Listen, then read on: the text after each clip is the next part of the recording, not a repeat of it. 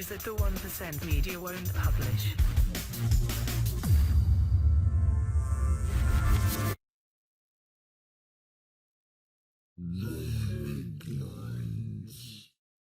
Welcome to the Occupied Sun for the Occupy News Network. I'm Narkeh. These are just some of the headlines which were underreported, censored or distorted by the 1% media this week. On Monday, 5,000 doctors shut down Whitehall in a protest against UK Gov PLC's NHS cuts. Health Secretary Jeremy Hunt is trying to impose new contracts that would slash junior doctors' pay by up to 40%. The demonstrators crossed Parliament Square, took the road and marched on Downing Street, chanting, "No ifs, no buts, no junior doctor cuts." Liverpudlian love activist Chelsea B was released last week on her appeal. 4 of the Love Bank 5 remain incarcerated. The 5 had occupied Liverpool's Old Bank of England from April but were evicted on May 12th.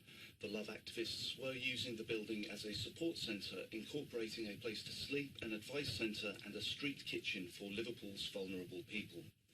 In a statement from their prison cells issued via streetskitchen.co.uk, love activists John Hall and John Rice said, "We are political prisoners, which we find ironic when we are not interested in politics at all.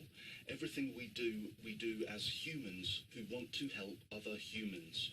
We would also like to say on the record that we are peaceful men, and anybody who says any different, in particular the media, are lying. We thank you with all our hearts for making the time in here easy to face. Through your support, solidarity and love, together we are making a difference.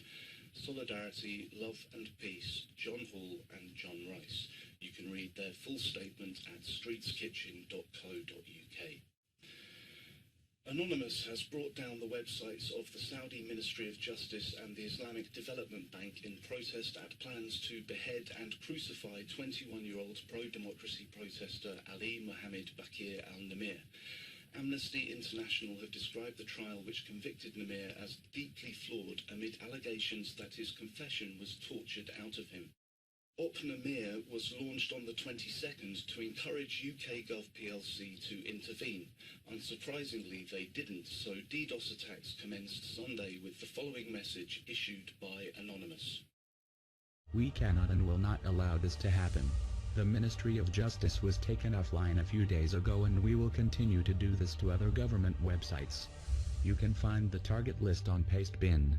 OPNIMR has now reached stage 2. It was not a good idea to anger us Saudi Arabian government. We hope you listen to us this time and release the young man. You will be treated as a virus and we are the cure. We are Anonymous. We are Legion. We do not forgive. We do not forget. Expect us." WikiLeaks released documents in June which revealed UK Gov PLC greased the wheels for Saudi Arabia to have a seat on the UN Human Rights Council. WikiLeaks has 500,000 Saudi cables. So far, just 61,304 of these have been published.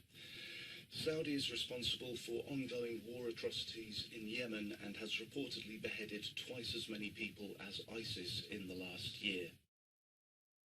The Union of Concerned Scientists have released a set of 7 deception dossiers, collections of internal documents that have either been leaked to the public, come to light through lawsuits, or been disclosed through Freedom of Information requests.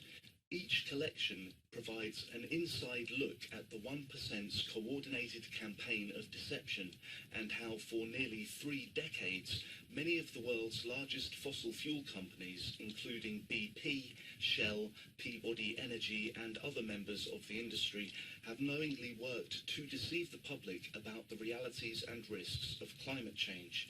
You can download the full report from their website ucusa.org.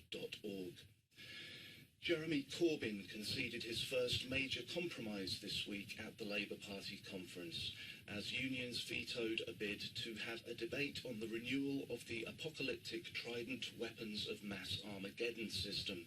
We go now to Tarpaulin Simon for more on this story. Simon. The vote on whether to retain Britain's independent nuclear deterrent will be taken in 2016. And Corbyn has consistently argued the merits of unilateral disarmament for a safer world. However, The trade union said they would block any attempt to disarm, quoting the jobs that would be lost if Trident was not renewed.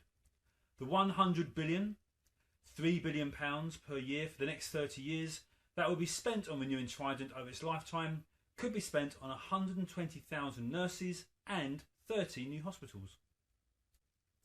Trident is different to most other public services that we're hoping to never ever use it.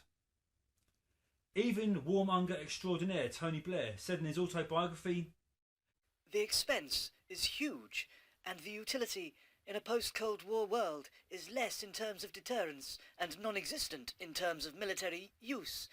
Furthermore, it is frankly inconceivable we would use our nuclear deterrent without the United States using theirs." In 2010, the government said, "No state currently has both the intent and the capability to pose a direct nuclear threat to the United Kingdom or its vital interests." So what use are Trident nuclear missiles? Trade unions say that their first priority is to protect jobs, although the skills required to build arms are very similar to those needed in the crucial fight against climate change. The military says that decommissioning would be too expensive and it makes more sense to keep Trident. And politicians say they're needed to maintain Britain's status in the world stage and to negotiate with other countries. The Occupied Sun wonders if there'll be more prestige in leading the world to a safer state by being the first nation with a permanent seat on the UN Security Council to voluntarily scrap its nuclear deterrent. Thanks, Simon. We'll be back soon with more reports covering news the 1% media have ignored or spun.